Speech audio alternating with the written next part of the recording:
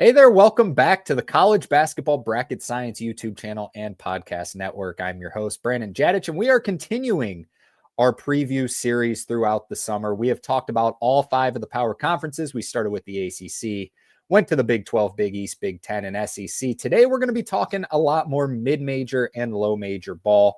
We are predicting every conference winner in all 31 conferences. We're going to talk about, probably a lot of contenders. So we're going to go through in alphabetical order all the way down every single conference. And we're going to talk about some of the contenders in the conference, my eventual prediction of the conference winner. This is going to be the regular season because, the postseason just so unpredictable, which is what makes college basketball so great. We'll talk about some of the potential Cinderella teams, some teams that, FAU was a 9 seed just a couple years ago and made the Final Four.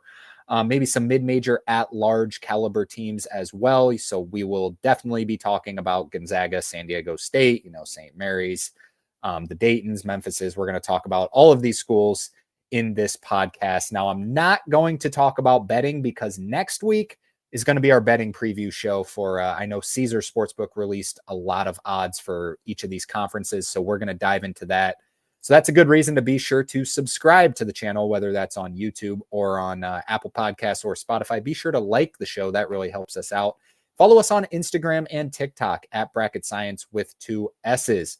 Without further ado, let's talk about the first conference. I'm going to pull up this graphic. So if this is all you want to see, just go through the list and see my predictions. This is all you needed to see. Be sure to hit that like button before heading out. But we're going to start in the A10. I'm going to do a lot of this is just my diagnosis, and some is going to come from Bart Torvik as well. Bart Torvik is, for those who don't know, it's a computer-based algorithm. I know a lot of people are familiar with KenPom. It's similar to KenPom, but Bart Torvik does already have his 2026 projections out. So I'll go through that and talk a little bit about where these teams that I have rank in terms to Torvik. So starting with the A10, I have Drew Valentine's Loyola Chicago bringing home the victory in the A10 this year. They're actually 5th in Bart Torvik's preseason A10 rankings. VCU is first. Now, VCU is going through a coaching change. Ryan Odom goes to Virginia, and Phil Martelli Jr. comes over to VCU. So coaching change there. They're supposed to be really good defensively, is from everything that I have heard. George Washington, also coming off a solid season last year, is they're second at Bart Torvik right now. Dayton in kind of a big season under Anthony Grant. Anthony Grant, Dayton fans are a little, up and down on Anthony Grant. Last year was a disappointment. I will just say it. They beat Marquette in that game early in the year, and then it was just a disappointment the rest of the way. I know they were kind of robbed in that 2020 season where they had Obi Toppin. They were going to be a 1 seed, and, they were a popular pick to even win it all. So Anthony Grant is in kind of a make it or break it year this year. So we'll see if Dayton can get to the top. They have probably the most resources of anyone in the A10, them or VCU. St. Louis is also coming in to a, kind of a big year under Josh Schertz. Josh Schertz, one of the up-and-coming stars. He was kind of a real big hire last year coming from Indiana State, where he took them to what maybe should have been an at-large team at Indiana State, all the way to the finals of the NIT. This year, they're a lot more talented. They seem to be a lot more invested in the NIL fund this year. So they should be really good. But I'm going with Loyola Chicago, who is behind all of these teams, according to Bart Torvik. Loyola Chicago brings back a lot of pieces. They made a deep run last year in the NIT, really started to figure things out. Remember that last year, they were one of the last remaining undefeated teams in the country. A lot of people don't remember that. In fact, I didn't really remember that until doing the research for this. So Loyola Chicago, they showed the talent earlier in the year, really struggled in the middle of the season. They ended up finishing the season 25-12, though last year, finished 93rd at Torvik. They're projected 90th at Torvik in the preseason this year. I think they're going to be a lot better than that just with how they finished the season. They are my pick. I think Loyola Chicago is due for a rebound year this year and will win the A10. All right, next up is a power conference. We already talked about the ACC in depth on our ACC preview, so be sure to go check that out. I'm going with Duke. I think they have the best roster, and to me, it's Duke's conference until it's not as of right now. Now, Louisville would definitely be my second pick. I'm hearing everyone out. They have a tremendous roster. They are going to be one of the funnest teams to watch in all of college basketball. They're going to light up from deep. And then North Carolina, NC State, and Virginia, I would say, are all kind of in, I guess, somewhat sleeper category, but it is Duke and Louisville definitely at the top. I'm going with Duke. The ACC should be definitely improved this year. In the America East, just kind of fill it in Vermont. Now, Vermont did not win the America East last year. It was Bryant who ended up being the, making the NCAA tournament as a 15 seed. They lose Phil Martelli Jr. to VCU, who we just talked about. Vermont is the team to beat. They got the TJs back, TJ Long, and they bring back TJ Long, who's been there for a while, and TJ Hurley, both seniors, coming back. And Vermont is just the epitome of the America East. They are the best team in the conference, best program, best coach. UMass Lowell would be my sleeper just because they've kind of been, that second or third place team behind Vermont every single season. So, but they're ranked 321st at Torvik, which was surprising to me. But Vermont, world above everyone. They're 50 points ahead of, or 50 spots ahead of Bryant in Bart Torvik's preseason rankings, and 100 spots above the third place team, which is UMBC.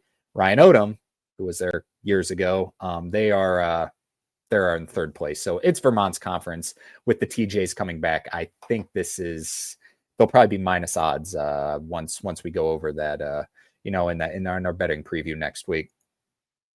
Moving into the ASUN, I'm going with Florida Gulf Coast. They bring back a lot of talent, bring back a high level of continuity coming back from last year's season. They also did all right in the transfer portal. Other teams to know: Lipscomb loses Lenny Acuff, so they're going to be in kind of a rebuild year, but they have a lot of talent, they have a lot of resources and a lot of talent coming in. North Alabama and Eastern Kentucky, other teams to know. And then how about Queens and Jacksonville? Those are kind of my two sleepers. They're ranked 245th and 248th at Torvik in his preseason rankings. Florida Gulf Coast is in first in preseason rankings at Torvik at 168th. So it's a little bit of a stretch, but this conference is kind of wide open, in my opinion. The bottom couple are not going to be there. West Georgia, Central Arkansas, North Florida, and Stetson should be incredibly rough this year, but those top, 6-7 teams, it should be up for grabs. But I'm going with Florida Gulf Coast to be a 16 seed in next year's tournament, maybe bringing back some Dunk City. All right, and what might be a controversial pick, however, the betting odds, this is one I did already check, and it agrees with me. I'm going with USF in the American Conference, not Memphis. Memphis is kind of in a weird little spot right now. They lose PJ Haggerty, who PJ Haggerty was just, people don't give enough credit of how good PJ Haggerty was last year. I mean, he was awesome, and I mean awesome. He transfers out to ends up going to Kansas State, and they basically do a flip-flop as Memphis brings in Doug McDaniel, who came from Kansas State. He's going to have to be their guy. But I'm going with USF. They bring in Brian Hodgson, who is, kind of just a guy who has really been developing some hype lately. He's out of the Alabama tree, was previously at Arkansas State. The Alabama tree has just that system with Nate Oates, obviously, and just that, analytical, just get up and down the floor kind of basketball has really started to, it's become a trend in college basketball. So Brian Hodgson, a guy a lot of people are starting to bet on, and I am as well. And the betting odds at Caesars has USF as the favorite over Memphis. Penny Hardaway in kind of, a let's see kind of year. These are definitely your top two teams, but Penny Hardaway and Memphis are ranked 73rd at Torvik in their preseason rankings. South Florida is at 65th. I do believe it's going to be one of these two teams. Memphis has the most, the most resources in the country, or in the conference, excuse me. But I'm just betting on Brian Hodgson. Brian Hodgson's a better coach than Penny Hardaway. I know Memphis was a 5 seed last year and a pretty good team. They lost in the first round. I know they kind of ran into Colorado State, but Memphis fans are just, they seem to be fed up with Penny, and I don't blame them. It's just been one, kind of just, for lack of a better phrase, just clown show after another with the assistant coaches and just everything that has gone on over at Memphis. I think this is going to be the year that Memphis fans really start to turn on Penny, and I'm going with South Florida to win the conference in this one. Talented team, good coach. I think it's going to be USF. All right, moving into the Big 12, no surprise here. I'm going with Houston. We talked about that on the Big 12 preview. Go ahead and check that out. Houston's number 1 at Torvik in their preseason poll. They will probably, God, I keep going back and forth too much on whether it's Houston or Purdue as my number 1 overall team, but whoever's not 1 is definitely number 2. So I'm going with Houston. BYU is as talented as anyone in the country. Arizona, Iowa State, Kansas, Texas Tech, your other ones to kind of consider. Texas Tech could be a juggernaut with, I think they have the best player in college basketball, him or Braden Smith, with JT Toppin. As crazy as it sounds, we'll talk about it a little bit in the betting odds show, but keep an eye on Kansas as well. Kansas, we'll talk about it a little bit. We'll talk about it during that show, but they were an absolute powerhouse for 15 years in a row. So let's not count Kansas out just yet, but the easy pick is Houston right now. Now moving into the Big East, we once again already talked about it. I'm going UConn over St. John's. The more I look at St. John's roster, the more I get a little more concerned about it. I'll probably be dropping them in my rankings. I haven't released my official preseason rankings, but I'm going to drop them below UConn. I think UConn's going to be really good. They might be my preseason pick to win it all. Just, going into the season, they're going to have to build on a few things, get Silas Demery built into the rotation and kind of, lead the program. I just think once he, really figures it out and builds into the Dan Hurley system, he's a perfect fit. I think I'm probably going to end up taking UConn as a bet to win the national championship, but we'll talk about that in our betting show next week. So stay tuned, keep plugging that. St. John's definitely the other team to know. The Big East is going to be worse this year than it's been in a while. I think without a doubt, your 1 and 2 are St. John's and UConn. Creighton's your 3, and then after that, it's just kind of pick your poison. I think I went Marquette, Providence after that. Villanova's roster looks rough to say the least, but Kevin Willard's a floor raiser. But the only 2 picks to win the regular season, in my opinion, are UConn and St. John's. I'm going with UConn. All right, let's talk about the Big Sky, where I am going with the Montana Grizzlies. Bringing back Money Williams. That is pretty much the only reason I'm going with Montana, other than the fact that they are, in my opinion, I think the best program in the Big Sky. I trust the culture there. Idaho is actually the top-ranked team at Torvik. Montana being 4th now. It's Idaho, Montana State, Northern Arizona, Montana. So second place is Montana State. Montana is 4th place according to Torvik, but Montana State's only 10 spots ahead of Montana. I'm trusting in Money Williams. I'm trusting in that Montana culture. I'm going with Montana this year. All right, next up is the Big South, which I am going with High Point. High Point is favored at Torvik as well. High Point coming off a 13 seed in last year's season. Now they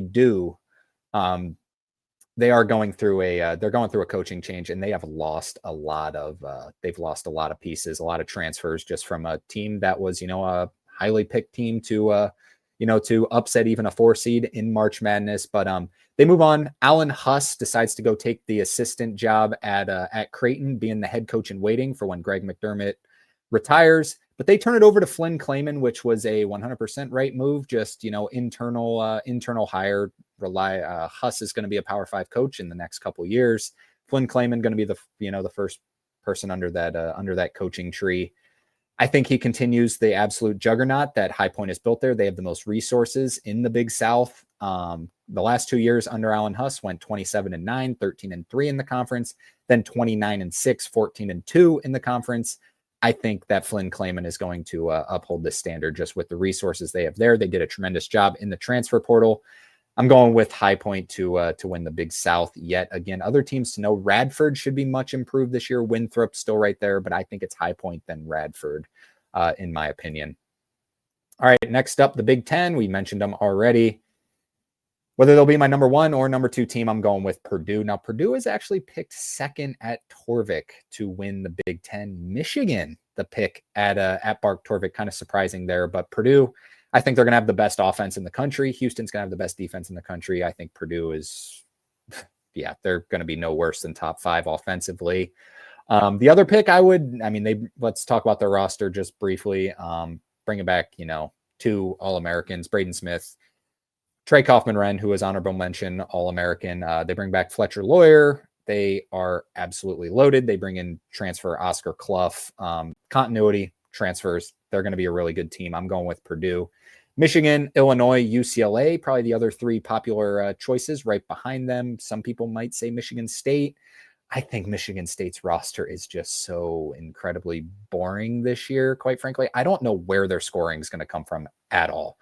At all. They're going to be tremendous defensively, but their scoring just does not look great. For anyways, more talk about that. Go back to the Big Ten preview. I'm going with Purdue in this spot.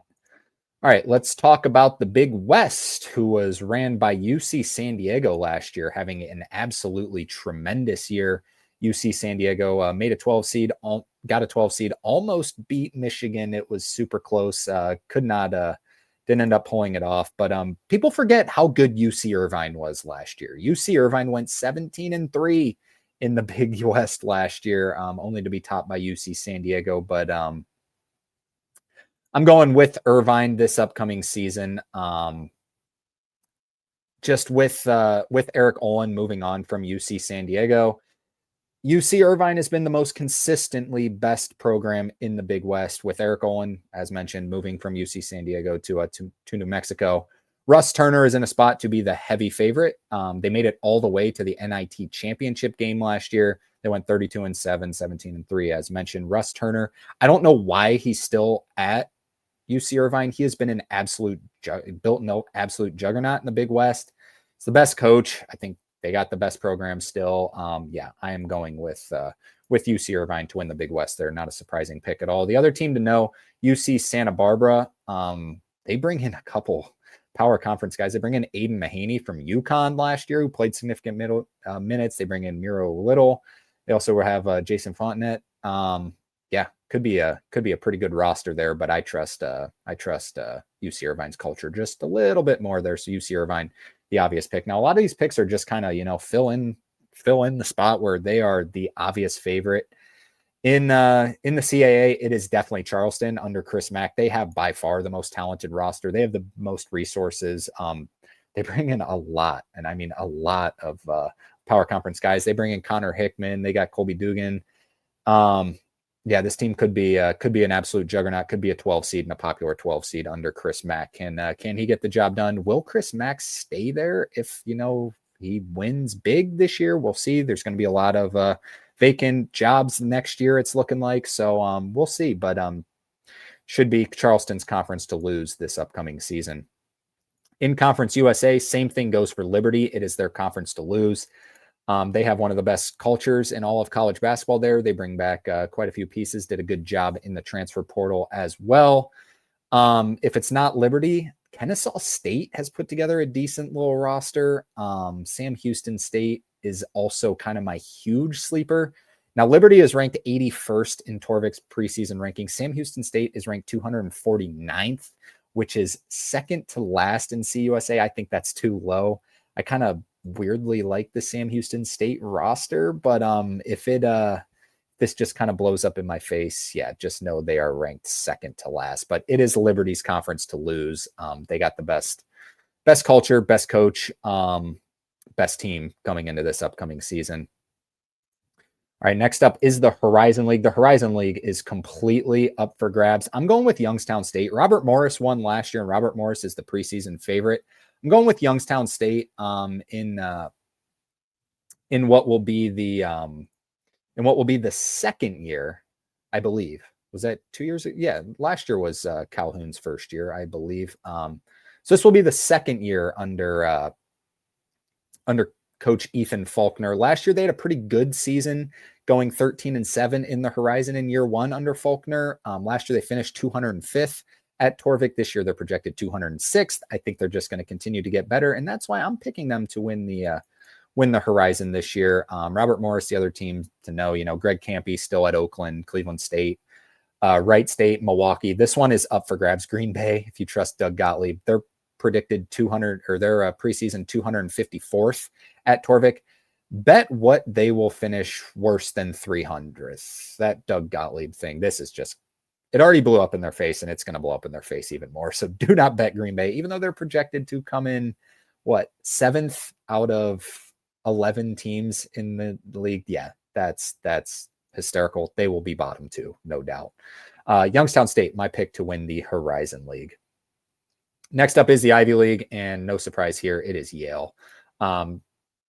Princeton is losing Caden Pierce for the season. He's not playing this upcoming season. I don't remember the whole story, but he's not going to be there. Obviously, Xavier Lee transfer from Princeton. I know Princeton's usually a heavy pick, but it's Yale's league until it's not. They went 13-1 in the Ivy last year. They're absolutely dominant under James Jones. Another one of those guys where it's like he could go anywhere.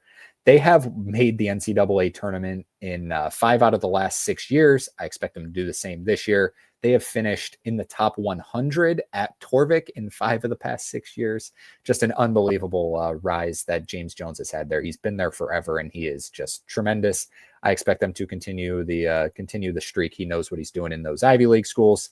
I am taking, no surprise, taking Yale to win the Ivy League. In the MAC with 2 A's, MAAC, give me Quinnipiac. This conference is always up for grabs, but Quinnipiac has a lot of resources. Marist also right there. Iona also in the conversation with a new coach and a talented roster, but I'm going to go with Quinnipiac. St. Peter's also, always hovering around down there. We'll see about the MAAC. They'll be battling for a 16 seed, no doubt. In the MAC, single A MAC, it's Akron, who I'm going with, Coach Gross over there. He will have to take down his brother, Coach Steele, over at Miami of Ohio. Miami, they put together a nice little roster, but it's Akron's conference until it's not, in my opinion. Coach Senderoff, also at Kent State, has put together a decent little roster, along with the Ohio Bobcats. So 4 schools in the state of Ohio. UMass is also moving to the MAC this upcoming season, moving from the A10 to the MAC. You'd think it should be an easy transition. They're projected 5th right now, according to Torvik, but it's Akron, and it is Miami. Now let's talk about the MEAC. This is another one of those where it's just fill in the blank.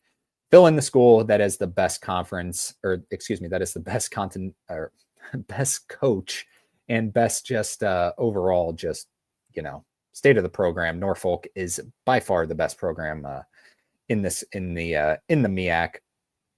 Last year, who was the automatic bid out of? I can't remember who was the automatic bid out of the MEAC. Well, I'll go back and look at the list here in a second. But Robert Jones, still at Norfolk State. He's been there forever as well. Could be a popular choice to move to a new destination. He always seems to beat his preseason rank. Last year they finished 194th.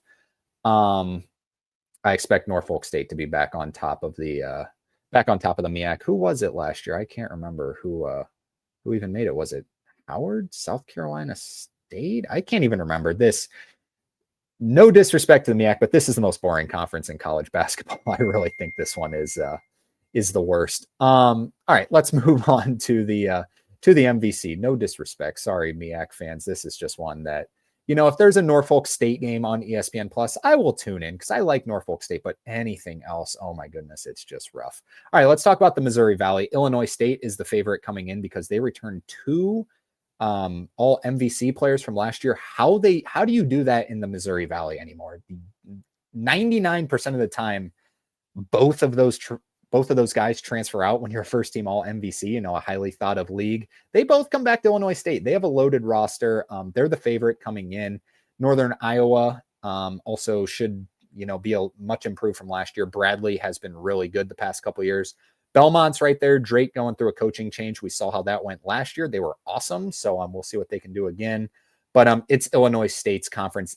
This is going to be the one team that is a popular pick to, maybe become an at-large sort of team. I don't think so. I don't think it's that good just because they haven't been that good previously. And even last year, they weren't bad last year, but they weren't awesome last year. They're really going to struggle on defense. I would not take this team to, if there's a bet that pops up on, FanDuel or DraftKings of, will Illinois State make the tournament plus 4,000? Will they be an at-large team? I would say no. But I will take them to win the Missouri Valley just with their offensive upside. But I wouldn't be surprised if it ends up being Northern Iowa or Bradley or Belmont. Honestly, this probably, Illinois State might come into the season. If they're minus money, that is not worth it. Even if they're plus 150 or 200, I don't think that's worth it. I'm not that confident on that pick. Now they're really good, but we'll see. All right, let's talk about the Mountain West. The Mountain West, always fun to talk about. We'll dive a little bit deeper into these rosters. So my pick is San Diego State. I think San Diego State should be a top 25 team coming into the season, just with what they return. Let me tell a little story first. Last year when they beat Houston in the Players Era Festival, remember that? And then they really started to struggle a little bit after that. They ended up being an 11 seed, made the NCAA tournament, got waxed by North Carolina. I just have to mention there was a troller on the channel. I said something like after they beat Houston, I'm like, I wouldn't buy in too much to San Diego State or something just because their roster, they're not going to be able to score the ball coming down the stretch. I'm like, they don't have one of the best rosters. I'm like, if Dutcher gets them to the NCAA tournament, even with this win over Houston, they're going to be, that's a tremendous job. This roster is just not great. Someone came on, he's like, that's the dumbest take I've ever heard. They're a top 15 roster in the country. And I was like, that's just not a person you even respond to, because that roster did not look great last year, being a bunch of new guys, a bunch of first year guys playing together, and just not the most talented roster. That was probably the worst take I heard all of last year, was San Diego State has a top 15 roster. I think we saw how that kind of played out. Just wasn't even worth the time. But this year, I'm going to be positive they have a much better roster because these guys have played together and they are continuing to build, and they are much older this year. Miles Bird and Magoon Gwath, who vastly improved throughout the season last year, are both back, as is Reese Waters. They have Jeremiah Oden, who is a senior. Sean Newman's a senior. BJ Davis is back as a junior. They have a lot of pieces. I'm still a little bit concerned about the ceiling, just because there's a point to that story. There's just because of, that's still not the most talented roster, but it is one of the most continuity heavy rosters in the entire country. So I think they're a top 25 team. However, I don't see their ceiling as being, a top 10 team, but hey, they were a 5 seed a couple years ago and made the national championship game. So yeah, I'm picking San Diego State to win the Mountain West, this season. Boise State also always in the conversation. They have another solid roster coming back. Now they lose their everything guy and Tyson Deeganhart from last year, but another solid roster coming in for Boise State this upcoming season. Utah State will be a popular pick under Jared Calhoun. I don't like it. I don't think. I mean, God, they win every year. I know they have an unbelievable home court advantage. I think teams really started to figure out that zone last year under Calhoun. Now, maybe he'll adapt. He's a good coach. I think he can adapt. And if he gets Utah State back to the NCAA tournament this year, Jared Calhoun might be a popular pick for a real power conference job. But I think I'm expecting a little bit of a worse season from Utah State this year. I wouldn't be surprised if they miss the tournament. UNLV under Josh Pastner in the first season, they're kind of loaded. I really like this team's defensive upside. This team could be good in year one under Pastner. Now, how will it all come together? We'll see. They bring in Kamani Hamilton from High Point, who we talked about earlier. Dre Gibbs Lawhorn's coming in from Illinois, good defender. So this team could be really good. Every year we go into the Mountain West tournament saying, yeah, it might be UNLV's year to they always seem to be in that 4 or 5 spot in the Mountain West to go and win it. This year could be the case, because once all the pieces come together, we'll see what Pastner can do with them. But I kind of like this roster. So those would be the 4 teams I'd watch out for. Just mentioning some of the other teams, just because let's talk about this conference a little more, because this is obviously a really good conference. Grand Canyon is into the Mountain West this year. We'll see what Bryce Drew can do there. Colorado State turns it over to Farouk Namesh from Nico Medved, Ali from Farouk Namesh. Internal hire. We'll see what he can do in year one. He's a highly thought of, coaching prodigy. New Mexico in year one under Eric Olin. We'll see. Going to the Pit. I don't like the roster whatsoever, but we'll see. Eric Olin's a good coach, and he's won very highly at UC San Diego, obviously. So those are your top 7 teams, but in order, I would probably go San Diego State, Boise State, probably Utah State by default, then UNLV, agreeing with Bart Torvik's rankings. But yeah, we'll see. We'll see about what Utah State can do this year. My sleeper, UNLV, disappointing team. I think it's going to be Utah State this upcoming season. In the NEC, not even a thought about it. Central Connecticut is the best school basketball school in the entire conference. NEC always a playing for a 16 seed pretty much. Central Connecticut was by far the best team in this conference last year. Like boat race the entire NEC, and then St. Francis came out of nowhere and beat them in the championship game to get the 16 seed. Now St. Francis this is their last year in Division 1. They're going to Division 3. They're jumping Division 2 and going straight to Division 3 after this season. So we'll see. Maybe they have some a lot of stuff to play for. But Central Connecticut, I think their defensive upside kind of just their culture there is just better than anyone else's. Other schools to know, maybe Wagner can get back on the train. They've been, pretty solid in the NEC for years, but yeah, it's Central Connecticut State for me. In the OVC, going with Arkansas Little Rock, they are the heavy favorite. We'll say heavy favorite to finish top 2. It's Little Rock, and then it's SEMO, who made the tournament last year. SEMO, Southeast Missouri State. Little Rock has one of the better mid-major rosters in the entire country. Now, every year I buy in on Little Rock. In the past couple of years, it's been a little bit disappointing, but this year, God, I don't see how this roster can fail. It's really good. This is a team. We'll go over that a little bit later. A couple picks to maybe get in that at-large conversation. SEMO also, we should note them making the tournament last year. They are the second choice to Little Rock as of now. So wouldn't be surprised if it's either one of those two really good programs. All right, let's move on to the Patriot League. I think this is where we get back on track with Colgate just kind of running the league. Last year it was American who was the automatic bid going into the NCAA tournament. I think it's going to be Colgate again. They're the best. They're just like Vermont, just pencil them in every year. I know last year, what a strange year we had last year. Vermont didn't win the America East. Colgate didn't win the Patriot. I think we get back on track this year. They're just the best program. They're just the best program there.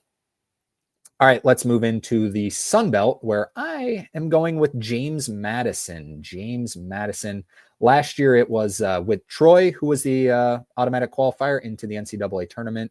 Arkansas State under Brian Hodgson, who we talked about, also had they had a really good season. Remember, they beat Memphis at home, but they had a 4-way tie in the Sun Belt last year between Arkansas State, Troy, South Alabama, and James Madison. It ended up being Troy. Remember, they were the top 4 seeds. It was a really fun. I'm sure people don't remember, but it was a really fun conference tournament to watch because they all finished 13-5, and the top 4 seeds all get double byes.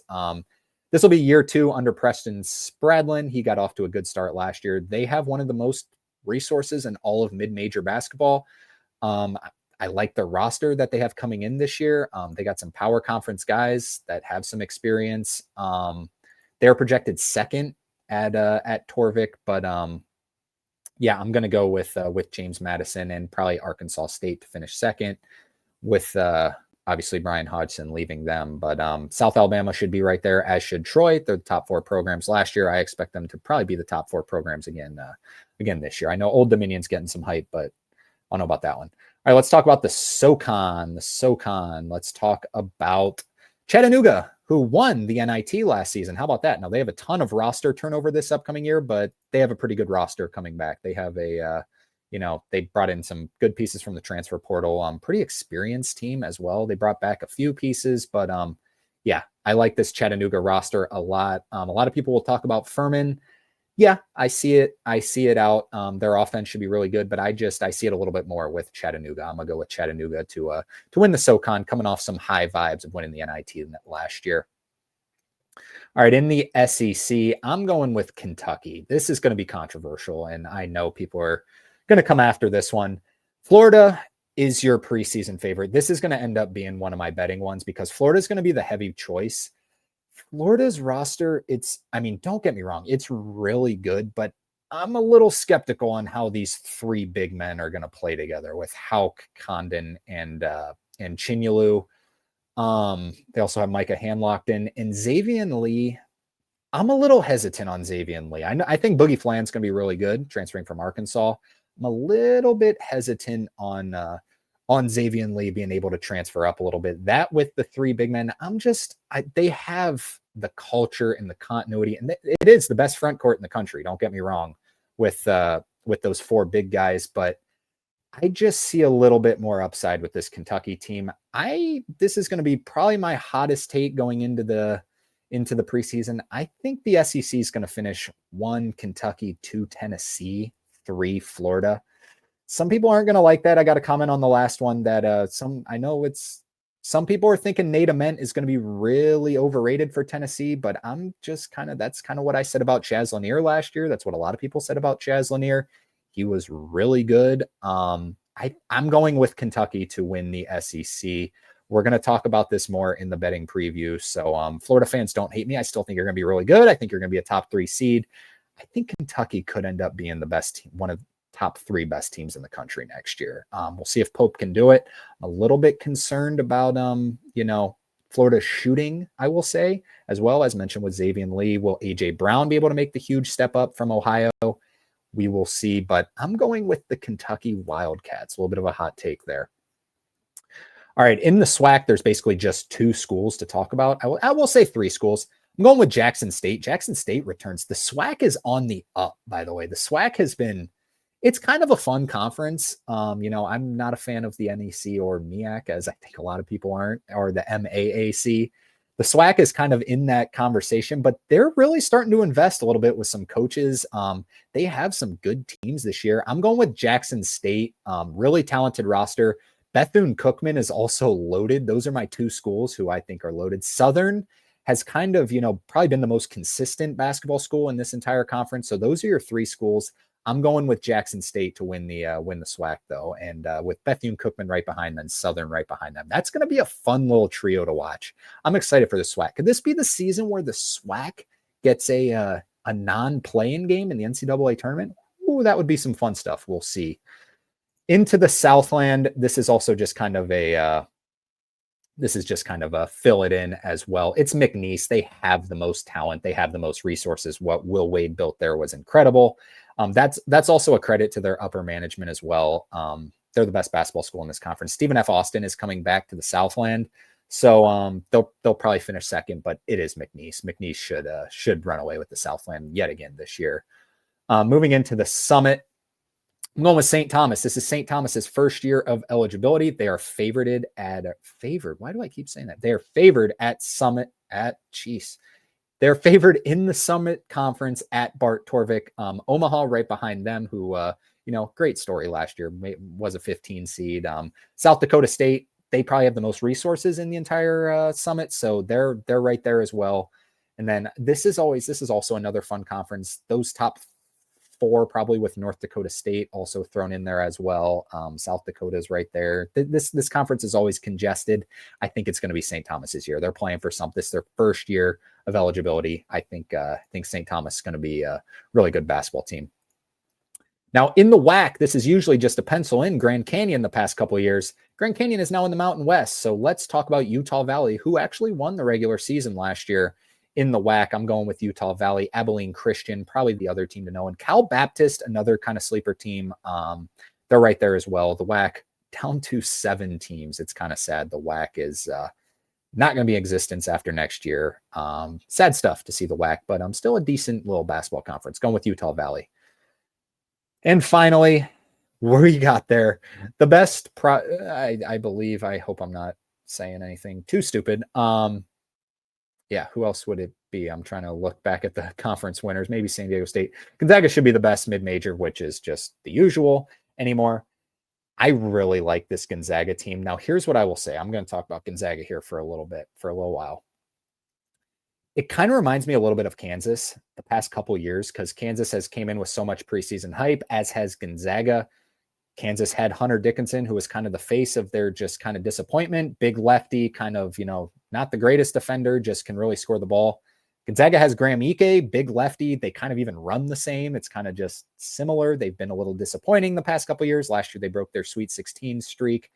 So I'm not as big he's a stat sheet machine, but I'm not sure how much he really contributes to winning. I know there's stats out there. I've seen the stats. I know someone's going to throw I think it's a CBB analytics stat or something, that Graham Ike is like one of the most important players. I'm not disagreeing, but I just haven't seen the winning there. They also bring in Adam Miller, who's a high level scorer. Jalen Worley transfers in from, he was, Florida State, Virginia previously, didn't play last year. Steele Venters is also back for another year. Braden Huff is back. I have seen a ton of people getting on the Braden Huff train. I don't know why. Every time I watch him, it is so frustrating. Once he goes up against a bigger body, I know he has really good touchdown low.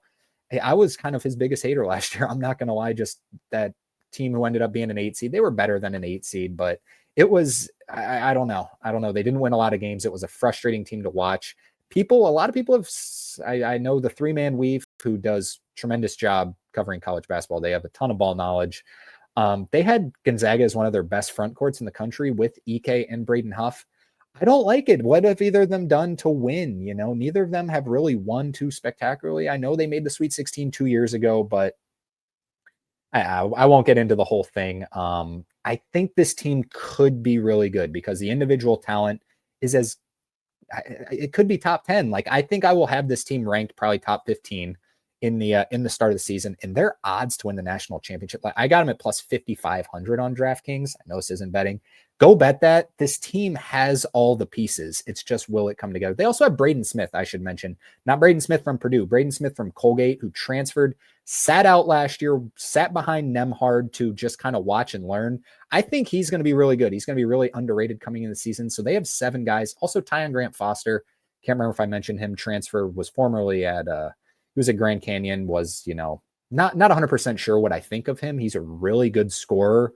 So all the individual pieces are here. It's just, can they put it together into a winning culture? Can Graham Ike, we will see, because they have guys who can really score the ball. A little bit concerned about the defensive side of the ball. I will say, will Steele Venters, really be a good defender? Can Braden Smith be a great on-ball defender? We'll see.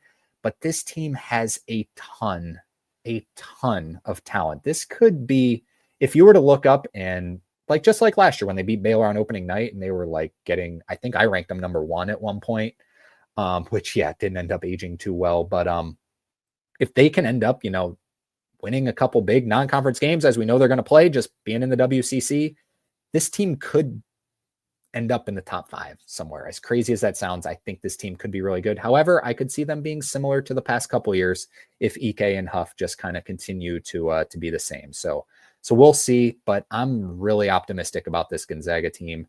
The other teams to know, obviously St. Mary's. Now St. Mary's is their roster is looking a little bit bleak, but we've said that before. They do bring back Murasakis, who is he'll be an all WCC player. Henry Wessels is also back for another year, but they do lose a lot of pieces from last year's team. They lose Marcelonis. But St. Mary's, Randy Bennett, tremendous coach, should be right there. San Francisco, also on the up and coming, decent roster coming this upcoming season. So they're always right there. Santa Clara, Oregon State, just right behind them.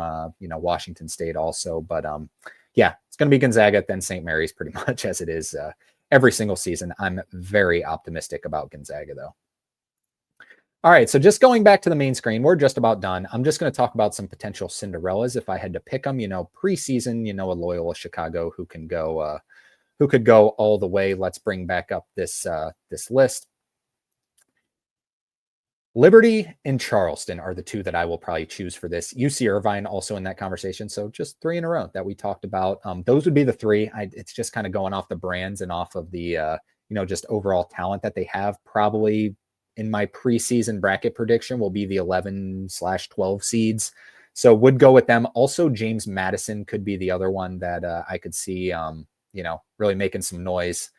And then in terms of, some at-large teams, it's just so hard for a Charleston or a Liberty to do that in the CAA and Conference USA, respectively. If the Big West is as good as it's been, maybe UC Irvine could do it.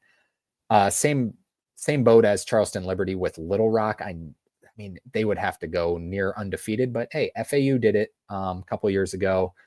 So my 2 picks for sneaky at-large teams would be UC Irvine and James Madison. I think James Madison is going to be a real big sleeper this year. They have a ton of resources. So those would be my 2 picks for some at-large caliber teams. The Cinderellas, Charleston, Liberty, Little Rock, James Madison, and UC Irvine, even though they might be at-large good.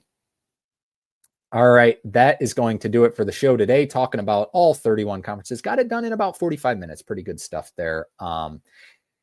Yeah, let me know what you guys think about your predictions of who's going to win the conference. It's obviously tough to pick. Things are going to happen, injuries are going to happen, unfortunately, but we're going to talk about it more in our betting preview next week. So be sure to watch out for that. We're going to be based mostly going off of Caesar Sportsbook. They released all of their preseason odds for each individual conference instead of just national champion. We will talk about a few national championship odds. Like I said, Gonzaga, if they're plus 5,500 on DraftKings, go get it. That is tremendous odds. This team could be really good. They have a ton of offensive upside. So we'll be back. Be sure to hit the like and subscribe button, turn on the post notifications, and follow us on Instagram and TikTok at Bracket Science with 2 S's. Everyone, stay safe. We will talk to you again next week. Till then, take care.